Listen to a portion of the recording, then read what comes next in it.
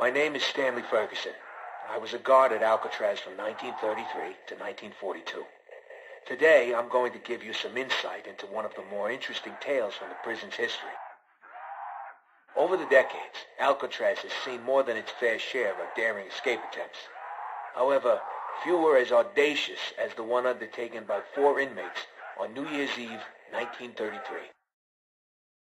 Thought to be the brainchild of an inmate by the name of Albert Arlington, the outrageous scheme was as unlikely as its mastermind. It's believed that Arlington, a.k.a. the Weasel, somehow convinced 3 other inmates that he had devised a foolproof plan to escape the rock.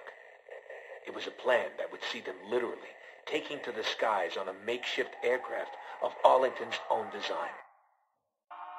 Just how the Weasel managed to convince these hardened criminals that such a plan was even possible remains a mystery to this day. What is known is that no such plane was ever built. Instead, the group's plans for freedom soon descended into bitter argument and infighting. With the plan falling apart, anger and frustration would ultimately lead to a brutal altercation between the misguided Arlington and his former co-conspirators.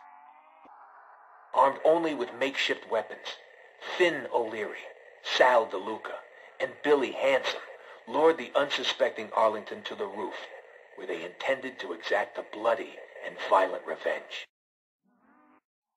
And so it was here, beneath the dark and stormy winter skies, that the hapless Arlington met his grisly end, bleeding to death on the cold concrete roof. For their participation in the murder, the 3 collaborators were sent to death by electric chair. Justice came swiftly. On the morning of January 19, 1934, the execution order was carried out.